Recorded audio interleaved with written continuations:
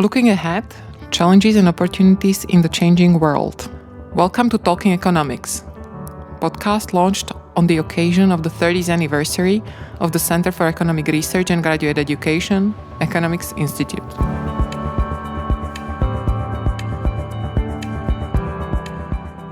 My name is Katarina Stehlíková, and with my today's guest, we will focus on data. What information do we need to develop good policies? Have we learned anything from the pandemic? I would like to welcome Filip Pertold, our PhD alumnus, CERGE-EI researcher, and a research coordinator in academic think tank IDEA. Filip has also worked as a researcher at Aarhus University in Denmark, the World Bank, and the University of Illinois. He actively participates in public debate on education, public economy, and labor market. Welcome, Filip. Thank you for the invitation. Filip, from your wide research interest, you've picked the topic of data and their role for policymaking. Why? So I am empirical economist, so I've been working with data all the time, all my life, essentially. So this is natural for me. And the second thing is that we learned from the pandemic that the data are key, essentially, to follow the pandemic, but to also to discuss or to focus the economic policy that should somehow help the economy during the pandemic. So data were the key in the last year. What would you say which areas are the top priority? If I understand, we don't have much data in many areas. So where would you start? Yeah, so we can start with the epidemic or the pandemic, and we can say that essentially we lack the data from the very beginning, the health data. It's very essence for a public policy. So our government, the Czech government, but also the other governments around the world had to develop some kind of a data system or statistical system that help us to follow the development of the pandemic and the extent of the pandemic. So I think the epidemiological data were the key from the beginning. But of course, then, when the economy was frozen and we actually end up in the recession, the policymakers had to react to that with the correct economic policy. And then we needed the data from the economy. And this is actually our job here at IDEA and CERGE-EI, to work on the data, to collect the data, and to show which data we need to actually formulate the public policy, especially in such moment as such huge economic shock what we had here. So the data were key not only from the health perspective, from the how to handle the epidemic, but also from the economic policy perspective, and also from the education perspective, because we wanted to help the kids, but also from the perspective of family policy. So the data are needed essentially everywhere, and I think this last year just showed that how data are important in general.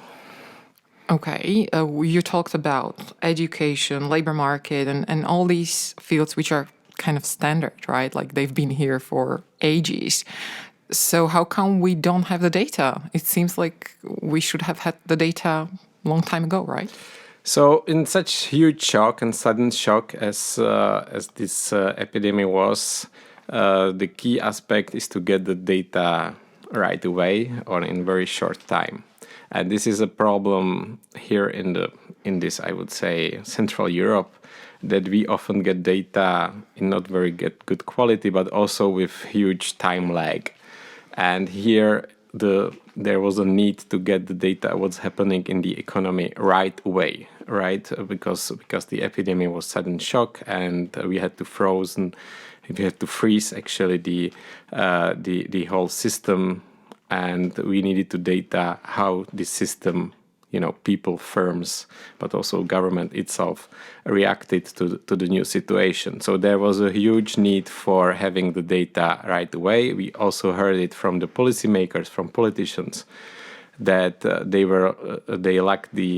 didn't have data immediately, like what's happening in industries. And this is long-term problem here in the Czech Republic that we don't have immediate access to administrative data that actually government collect. So we often learn about what's happening in the economy after a long time and from some surveys, for example, or not very accurate data, not very accurate sources. But here in this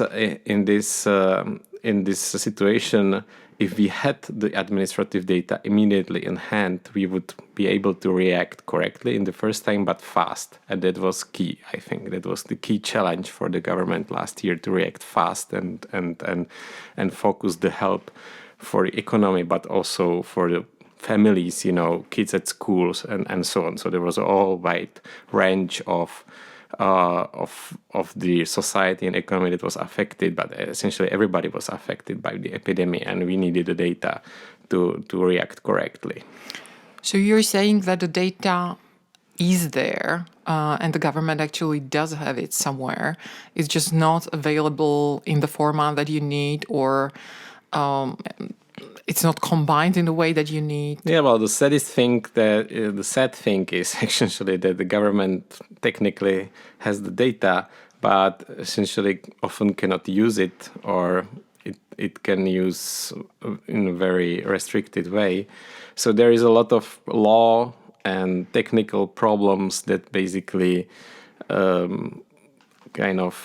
stop us to, or does not allow government itself. It's not about our researchers. Of course, we researchers love to have a lot of data, administrative data, and as much data as we can, because we need, or we want to do nice research. But here, I think the sad thing is that the government itself doesn't have the data for their own analysis and for their own decision making, and this is much more important from the social or society perspective. And I think this is happening in health sector and in all other sectors. The data are somewhere, but it's difficult to get them, to use them for the analysis we need, or the government need, for making the decision making. And there are many obstacles on the way. And one obstacle is that the data are not connected together. So the data that come from the social security records, meaning that you pay the taxes or social security contributions every month, and these are very good data for labor markets. They are not connected with the data of the benefits, social benefits. So you collect benefits like maternity leave benefit or parental leave benefits and other social unemployment benefits, and these data are not connected. So this is one problem. But it's not only problem. The second problem is that we don't have legislation for using the micro data, meaning the data about each individual or firm. So there is no legislation for that. So essentially, when people in the government or in public service decides to use such data, they are always on the border of being in line with law or not being in line with law, because we don't have definition of anonymous data in the Czech code. So there are many different problems. Another problem is that there are so many IT systems in the Czech public service or in the government. So someone has calculated that if you calculate all the if you take all the public sectors, including schools, universities, health sector, and so on, we have about 10,000 IT systems. So can you imagine, you want to collect, or you want to connect the data from these IT systems? Sometimes it's not even possible within or inside one institution, because the IT system has been developed in different times. It's difficult to combine them and so on. So it's really like very huge issue that is not very debated. But here I think last year we seen that we need to solve that. So do you think that the pandemic has highlighted the need and actually provided some motivation for the politicians to change it? So do you see some movement towards the solution? So I think politicians are aware of this problem, and they were aware of this before. I think, but the problem was that the solution is so difficult and it is not very popular. I mean, you don't get very, additional political points from starting to opening up the data for analysis. So, but I think in general politicians are aware it's difficult to solve. But here I think what should be the kind of a plus side of recent years is that the general public saw how important data are for the decision making of government. So if the government has a data about pandemic too late, let's say, then the government cannot react, and there are much more dead people in the end, right? So that's what we saw, and everybody was following the development of epidemic, and it was clear that without the data we couldn't react fast. It was also clear that we need data to follow what's happening in certain regions for certain people and so on, and for the cross-country comparison. So I think this is what was happening. What is important, that there would be some public pressure, maybe, or there will not be such opposition against opening up the data, to connect the data together, and the politicians may have additional motivation to solve this. But what I'm a little bit skeptical about is that now we are aware that the health data are important, but I am not sure if we are also aware that the tax data or social security data or other type of data that government owns are equally important for economic policy, and we need to do something about them also. And this is, I think, the biggest, that I'm not sure about, that it will be really some step forward, but we'll see. Sounds a little bit pessimistic. So where shall we start? You presented a pretty much like a huge problem, a very complex issue. Do you see a point with the highest priority? This is something where we should focus, and this is somewhere where we as economists, for example, from the IDEA think tank, can help and start pushing for a solution? So I think what we are doing already a lot is to push the government to somehow open up the data related to education, labor markets, and taxes, because these are kind of very important data to understand what's happening in the economy from the, let's say, labor supply side. And this is also our expertise in IDEA at CERGE and CERGE-EI, this type of data. That we are also using for our research. So this is where we do a lot of kind of work already before. For example, we translated the Hungarian law about access to the micro data, and this is something that certain political parties has taken over and trying to push it in the parliament, because Hungary, for example, despite the current political situation, they are much more ahead in the opening up the administrative data. Because actually first order problem, as I mentioned before, is that this data are not even available within the governmental sector. So basically, even within the one ministry, they cannot share the data between departments. So there are such absurd things that we see. So it's not really about our research. It's about how the governmental institutions work, and they sometimes even cannot work with the data, even though the data exists. So I think this is a first order problem here, what we have in the Czech Republic, and we are trying to push, informally at least, to actually kind of to help somehow to change the things. Of course, in the long term, in Hungary, for example, when they agreed on this law, on this code that allowed to use the microdata, and there is also a definition of what is anonymous data, then of course it's much easier to access the data for the research purposes, because once you can use the data for analysis within the government, then of course at some point you can use it for the research also, with, for example, with the cooperation of the government. And I think this is the biggest kind of plus or value added, because if you look at the Denmark, for example, which is kind of a gold standard in using microdata, there is a huge benefit in cooperation between the government and research sector, or academia, if you want. So the academic sector get beautiful data to work on, and the government can get the know-how of the researchers for formulating the policies. So I think this cooperation may be extremely beneficial, and we saw in the US that's happening also last 20 years. Let's say that before that it was even impossible, and the researchers from US saw the Scandinavian universities how they work with administrative data that help in US to open the administrative data in US. But here, of course, it's more difficult because the Czech academic sector is not that much interest in data, and there is not such big push as we do, for example, from the other universities, unfortunately. So I think in general, this cooperation, we need to kind of explain to governmental institutions that this cooperation is mutually beneficial, and we can benefit from the data and from the access to data from the academic perspective, but also they can provide better analysis or better background analysis for the decision making of politicians.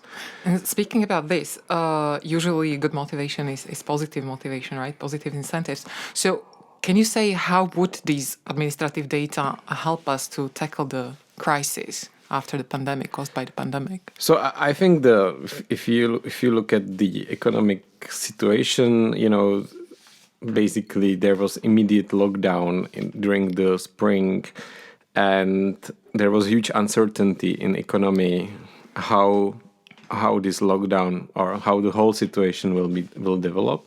And of course, if there is this uncertainty in economy, it also means that the government has huge uncertainty about what's happening in the economy and how basically the firms react to that in terms of how their sales drop or did not drop, whether they hire or fire their employees and so on, and government has to react to that. So this data from, for example, the government has actually daily data about the revenues of firms, right? So there is an electronic register of the revenues of firms. Each transaction you make essentially is online registered.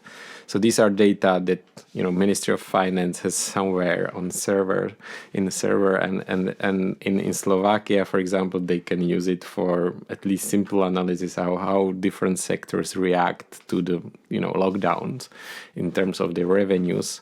And here we didn't use it, right? Which is very unfortunate, because then you can say, of course, now we have a lockdown, we need to help them, but now at some point we need to withdraw the help. And now the question is when to withdraw and to what extent you withdraw the help. And this data can extremely help you, how different sectors need this help, how this revenue is of the sectors is developing. So this is one example.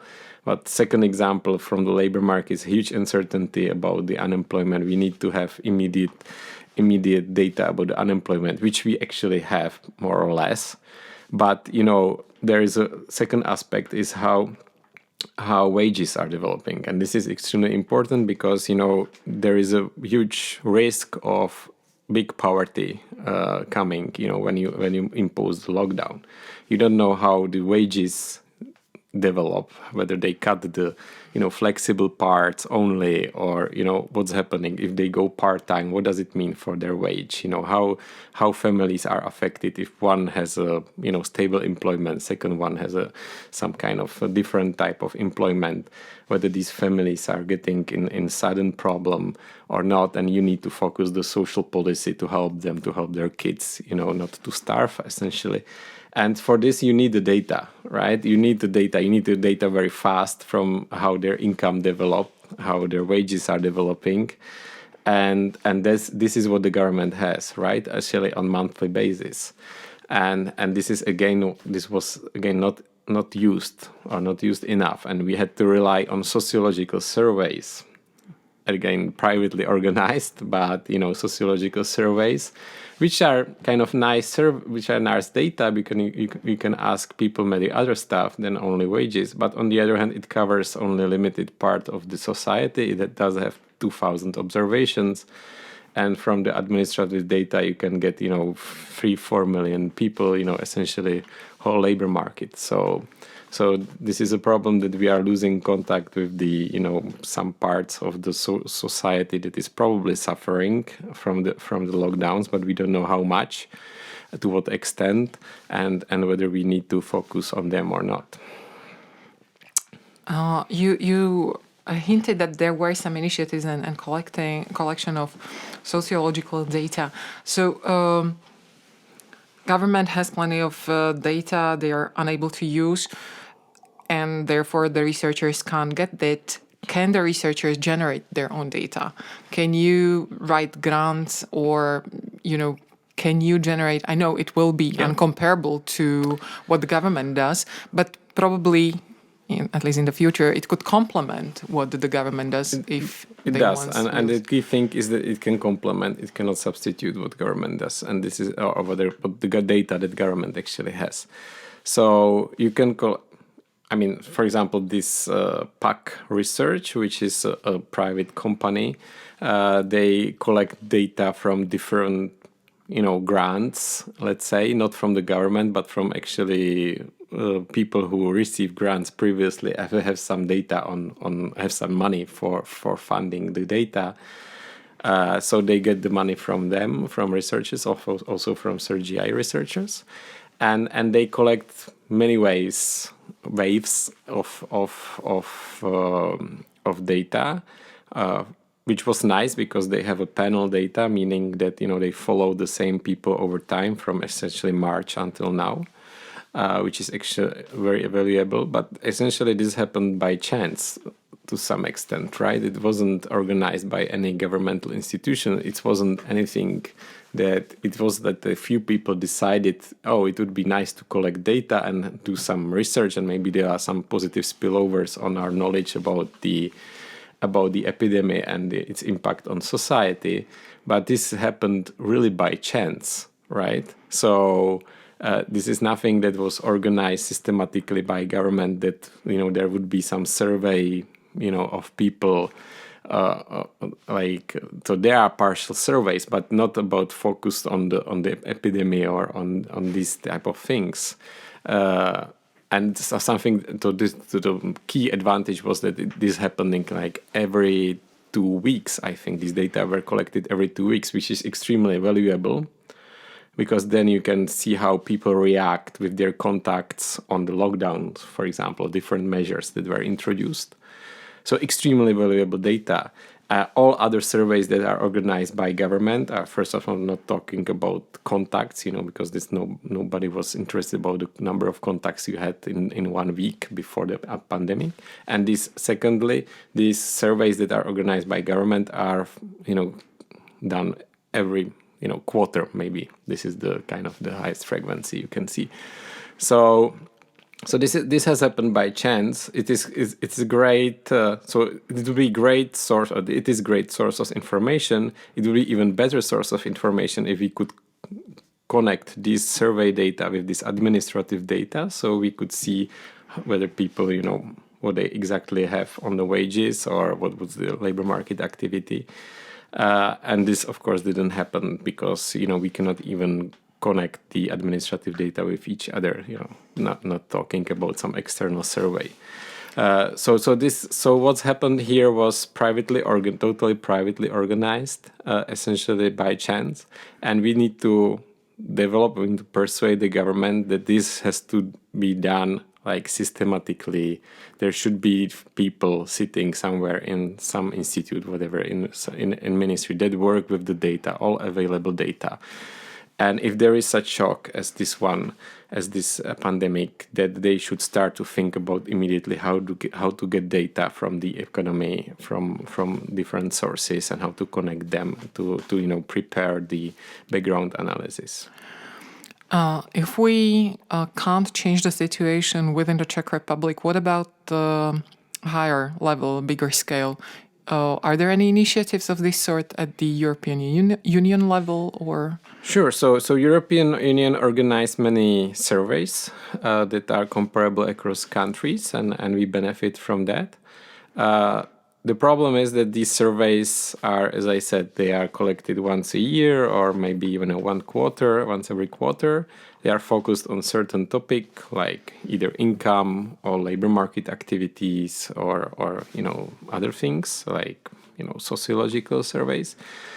And so there are definitely EU-wide initiatives. The problem with the administrative data is that it's not. It really depends on the local legislation. European Union cannot harmonize, or I didn't hear about initiative. Maybe there was, but I didn't hear about initiative that would somehow make this legislation on administrative data common, or it would be extremely difficult because it's not only one legislation. You have to change the legislation about this protection, of individual privacy, and all these things that of course is a little bit harmonized, but it has very different country specific things. And of course I am not talking about the IT systems. It's that cannot be comparable at all across countries. So I think it should come up from the government, from the country specific, or from the country government, and they should see how important it is for them. This sounds like a huge challenge which is ahead of us, and the title of the podcast series is Challenges and Opportunities in the Changing World. So do you see any opportunities that were generated by the pandemic? So I would get back to this general perception of importance of the data, and this is, I think this is the kind of the opportunities to kind of take this perception that has changed and to make something beneficial out of it. And this is, I think, the challenge, right? The opportunity is, or the potential, I hope, benefit is that we now see how important it is to reform the public service here in the Czech Republic. Because if you are 85, and you need to register for vaccination, you immediately see that the system is not working, exactly for you. And this is again side effect of the data problem, because if we had the data connected and we could use it, we can automatically register 85 years olds to vaccination, and we don't need to send them 2 pins or to get them there, right?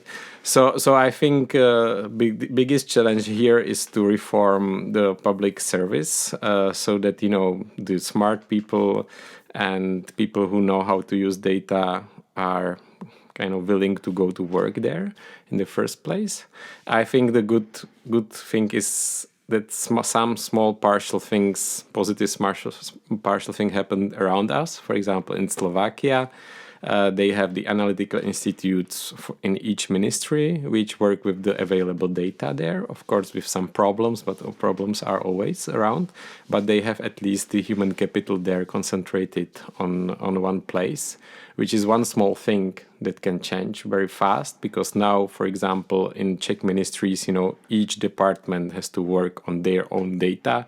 Of course, to build the human capital capacity for in each department in ministry that would be available to work with a huge data sets is completely not realistic.